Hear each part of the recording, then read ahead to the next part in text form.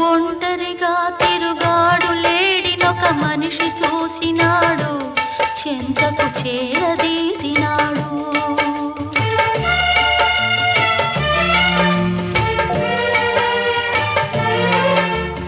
అభము శుభము తెలియని లేడి అతనిని నమ్మింది, తన హృదయం పరిచింది.